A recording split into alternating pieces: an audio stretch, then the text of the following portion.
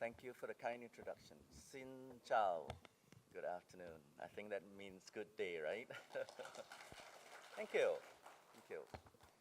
So I think I'm speaking to the converted, meaning you're all tech executives. You are very familiar with AI. I see a lot of very interesting displays out there. I'll try not to cover areas that are more, I think you would be familiar with, and instead spend a little bit more time on some of the more interesting, hopefully, data points that you would take away from this presentation. But first, I want to start with the word hallucination. It was dictionary.com's word of the year last year. Hallucination basically talks about how AI can have a miscorrect, inaccurate perception of the environment based on what we would typically use our sensory perceptions on. So it's interesting that prior to that, we've not thought that machines can hallucinate. And I want to contrast hallucination to confabulation. Another word that basically is different from perception and perceived. It is actually making up things. So it's false.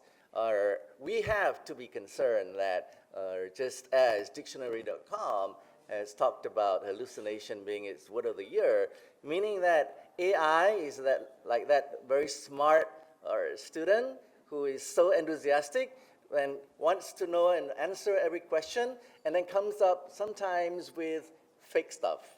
And it's important because if we don't and we take everything that AI spits out, then we could be in danger of actually misrepresenting ourselves. So let me start by saying some of what I say I've done here actually is with the help of AI. So if there's some inaccuracy, I have hallucinated. But on top of that, there have been so many other words that we have learned over the course of the last 12 months. Things like training, inference. What is the difference between training and inference? Training is when you get the model to basically learn. And we've discovered how these models can be trained on huge amounts of data. ChatGPT 3, for example, was trained on 45 terabytes of data, 175 billion parameters. And that's a heck of a lot, because if a human were to basically throughout our natural life learn and read books, we would basically go through 8 billion words throughout our lifetime. But the AI can run through and be trained on 8 trillion words per month. So there's no way we can ever compete in terms of knowledge, in terms of our body of data sets. And so we might as well just embrace it and then use it, because if not, someone else will, and it's very hard to compete. So training is how you train the models. Inference is after the model is trained, then you get the model to then spit out answers based on the questions you ask, if it were on a chatbot situation. Context window is another word that's just come through, and we're starting to understand what it is and why it's important. That's with chatbots. Now there is a window that you can enter your typically in text, and now with multimodal models, you can speak, and you can also input images, cameras. So the context window is important because if it's small, then there's only so much that you can actually ask in terms of questions or in terms of files that you can put through.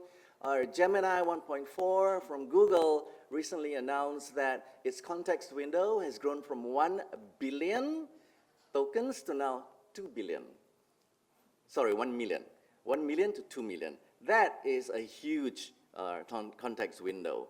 It's important because if you're trying to prompt the AI to do things for you and you're stuck, it refuses to take any more input, then that is a limit. We've learned as well, tokenization, and I've not even added quantization. Tokenization, how a word is broken down into its subwords and then converted into numerics, then that the machine can understand. We've learned about prompt engineering. So now there is a role that is being created for a person to enter commands, through prompts into the chatbot, into the machine, it can then take and interpret as instructions for the task that it should carry out. Large language models, just before we're happy with LLMs and large language models, and now we are hit with small language models. Why do we need SLM when we can everything go big?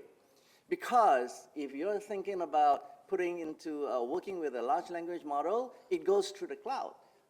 And then there is data security. You're worried about the information that is private going out there and being taken by people. So you want on-device AI. So small language models typically and around about up to 7 billion parameters that have the data sets that have been trained on, versus 1.7 trillion parameters for large language models. So that is important because if you see the most recent announcements by Microsoft with regards to Copilot Plus PCs, you're starting to see small language models, whether it's 5.3 or SOTA, etc., or even Llama 3 has got a 8 billion parameter small language model that you can actually run on your device. In fact, Qualcomm has got a small language model that can run on your Android phone. And I'm sure as Apple comes out next month with its announcements, we will start to see that as well. Already you can run very interesting Llama 3 type small language models on your devices without going to the cloud. That provides protection, privacy, and more importantly, edge AI, so that you need not be connected to the cloud for you to basically interact with your AI. Okay, GPUs, NPUs, TPUs, tensor processing units are exciting stuff that's happening. The neural processing units, NPUs, we are used to CPUs. Now they're talking about neural processing units. Tensor processing units are latest stuff from, again, the Build conference from Microsoft. 40 trillion operations per second. So that's the kind of NPU power that is being demanded for edge AI, for the stuff that Copilot Plus PC are coming up with. And then obviously GANs, the generative adversarial networks, deep learning, or GPTs, I'm sure you know what they are, I wouldn't go into that. The transformer technology that has basically been put into these pre-trained generative models have actually changed the way in which we look at things. So with that as the background, I wanted to say that the AI has improved by leaps and bounds. So from the time prior, say, not too long ago, actually, just about maybe 2 decades ago, and I'm not even going back to the 60s when Turing created the Turing test. This is just about 20 years, less than 20 years ago, when handwriting recognition, speech recognition, and image recognition, etc., were way behind that of a typical human. If you see that what is set as constant up there, the upper line, human performance, today some of these areas that are performed by machines have actually been taken over, and they have leapfrogged over the capabilities of machines. Which then begs the question, what is GenAI? And I noticed that that part is chopped off. Okay, sorry for that. But so the broader AI is about machine intelligence. Typically in the past, rule-based, when it started out, rule-based, till today is now about neural learning. It is looking at how the brain works, and then it's neural learning, and taking that and being able to then go down into what you don't see over there is the ability to generate content from text to almost, for example, if I were to say the quick brown fox jumps over the lazy, what would you say? The quick brown fox jumps over the lazy dog, right? Because that's what we all learn in school. That has all the alphabets, A to Z. The quick brown fox jumps over the lazy. You know what it is, and the machine, because it has learned from all of the data sets, it knows that the next word is dog.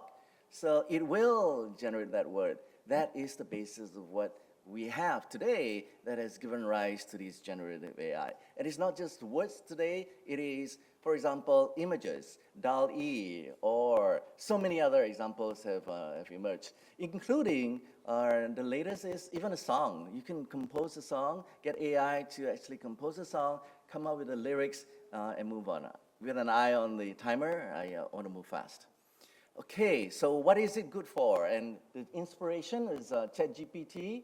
So the data points there, I talked a bit about that, 45 terabytes of data for this version 3 and 175 billion parameters. So, and it took 2 months for it to reach 100 million users. That's the fastest in the history of technology at that point. Compared with, I show you some of these comparisons. TikTok took 9 months, WhatsApp 40 months, the internet 80 months, mobile phones, you see that it took 190 months, obviously the telephone are 900 months. So you could argue then that technology today is global, and that has helped with the spread of technology, but in itself, ChatGPT has been exciting. Okay, but it's not just ChatGPT, it's plenty of competition.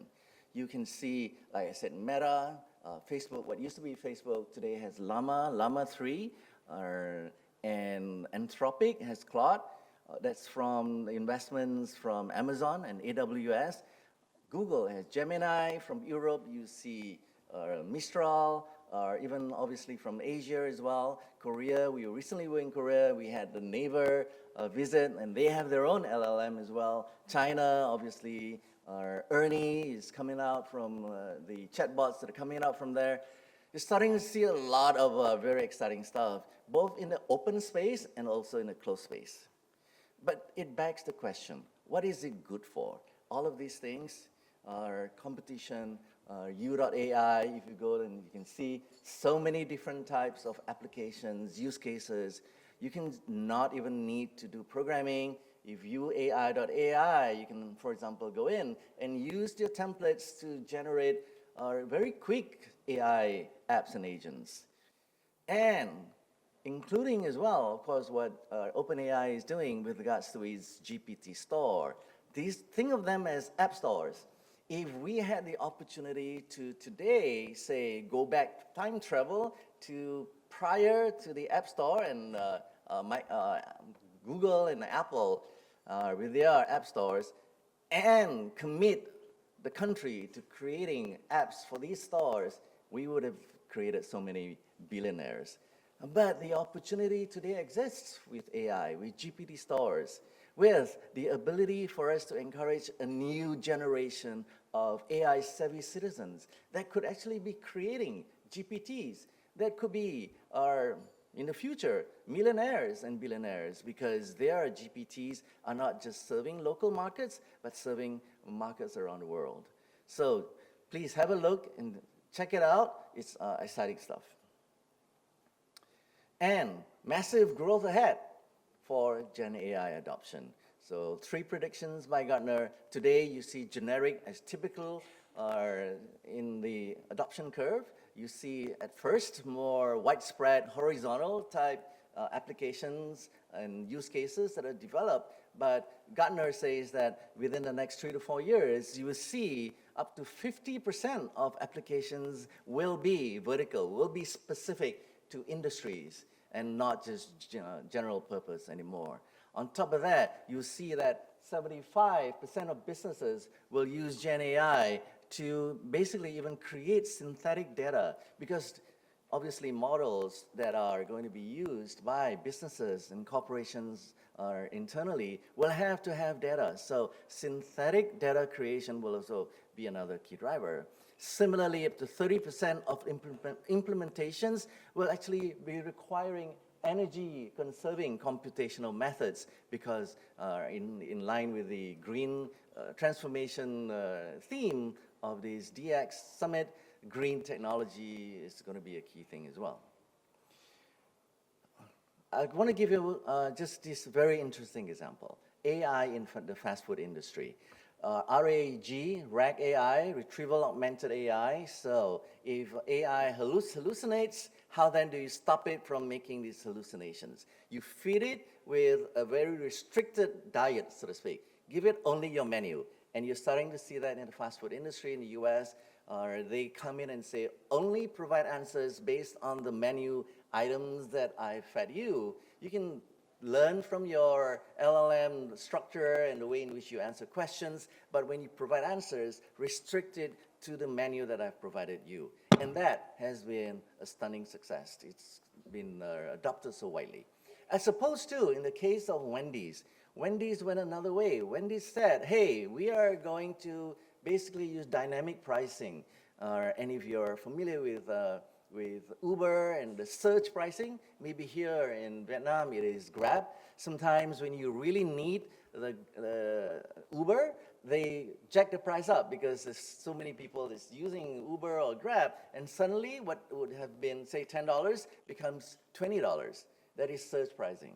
Wendy's said, okay, we're going to change our boards into digital boards so that the menu items can now be digital. And we're going to play around with predictive pricing, meaning perhaps when there is greater demand for food, like lunchtime, prices may change.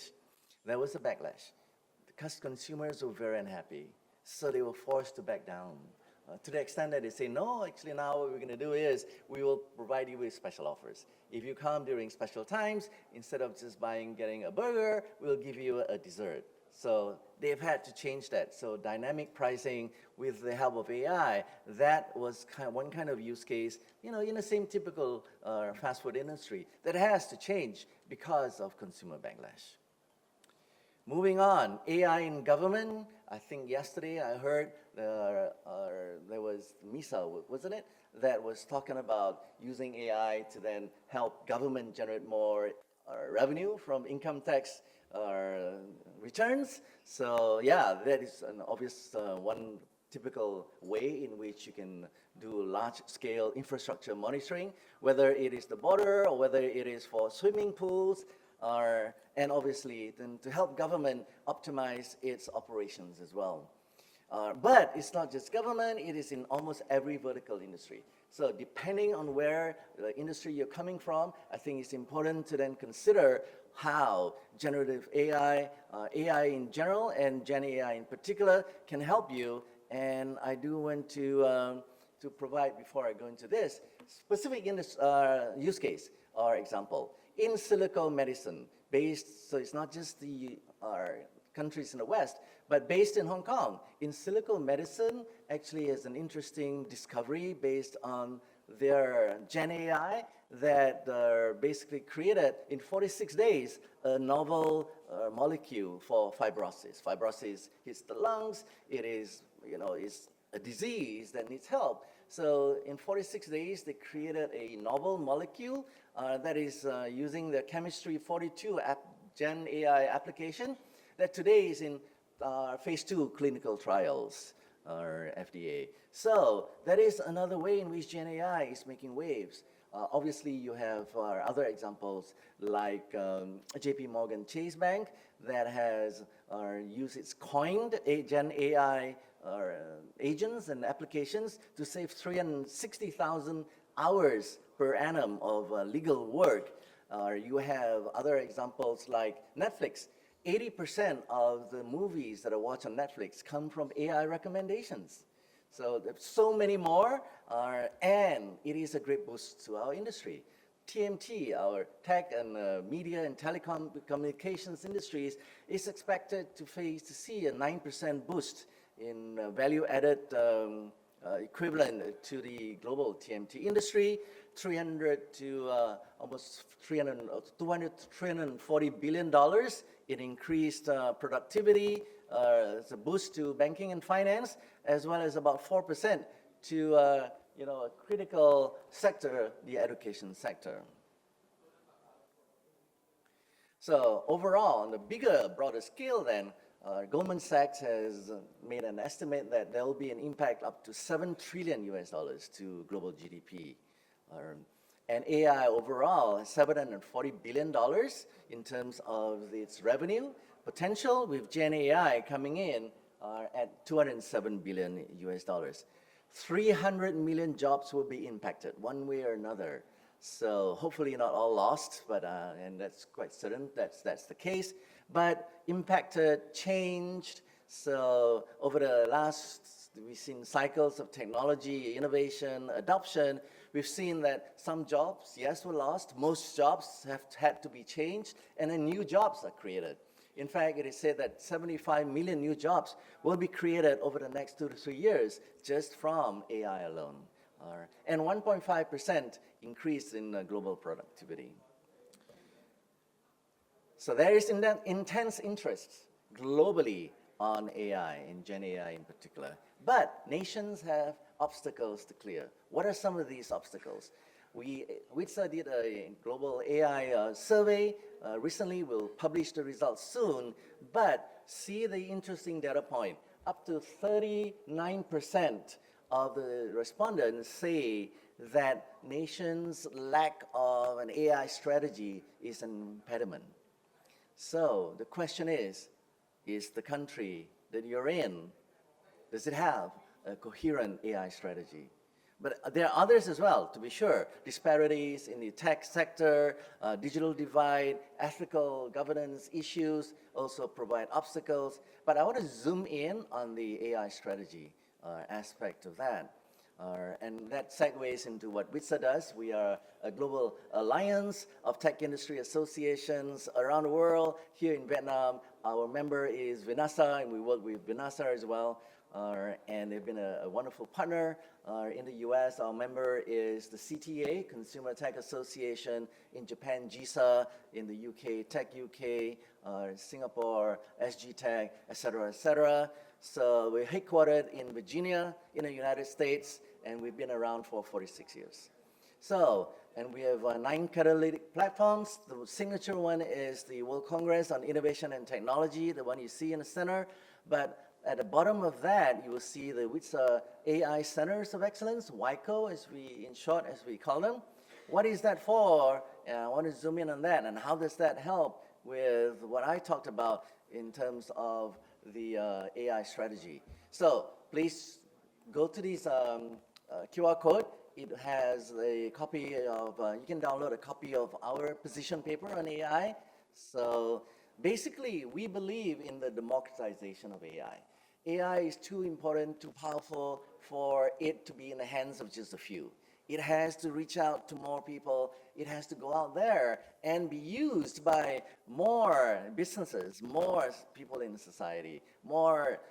And one question earlier that was asked about 5G that I thought was interesting is that Vietnam, for example, has a workforce out of 100 million people of 57 million. And out of that, I believe that about 47% of that workforce is actually in the rural area. And to me, really, 5G can be applied to workers in the rural area. You can give them a tool, plus on top of that, with AI applied to these rural workforce, you can actually multiply your 57 million workforce by a factor of 2, if not more. So democratization of AI obviously would require an AI strategy. And what would that involve? So there are 5 key areas that I believe should be looked at. The strategy itself, identifying opportunities, setting goals, creating roadmaps, building AI infrastructure is a critical element of that. But building AI capabilities, making sure that talent from, say, Vietnam, or in this particular case, the rural areas, have access and are given the opportunities to be trained, to be skilled, to be prompt engineers, for example, is a critical step forward. Governance, ethics, data management, making sure that performance monitoring is similarly captured, as well as change management and measuring success, setting goals, KPIs, OKRs, so that continuous improvement can then be applied. So WITSA's approach is to basically create a framework that can be applied to the WITSA AI Centers of Excellence, covering 7 key components. These are AI infrastructure, talent, entrepreneurs, AI use cases, data that has to be unlocked from corporate silos, public policy, So one example I want to use is typically, for example, the AI Act was recently announced by the EU, actually has a risk-based approach to AI governance, meaning that, like censorship almost, if at the worst case scenario, if it's too dangerous, then it's banned. Yeah. But at the same time, they do not want to stifle innovation, so they incentivize AI innovation as well. So it is a push and pull. But what is your country's policy and regulation with regards to AI? That has to be a process that is thought through and then passed through into law, and that's from a national point of view. But increasingly, it's also important to have a corporate AI tool policy. In your organization, when employees use AI and you can stop them, what is the policy? Can they, for example, put up customer data that is confidential, feed that into the chatbot, and then ask questions based on that? Is that right? Is that ethical? If you do not have a policy on that, does that mean they can do it? They cannot do it? Think about aspects of that. Finally, adoption. AI adoption, so that it's not limited to just an elite few, not just to the tech elites, but also to people from the lower strata of society, from the rural areas. I think it's an important part of what the nation needs to do. And I'm close to my finishing slides. Our objectives are to help government and industry enact policies that will govern ethical, inclusive, sustainable, and innovative adoption and use of AI, to foster a generation of AI entrepreneurs and developers that are skilled, to provide targeted customer segments. For example, small and medium-sized businesses are the backbone of any economy.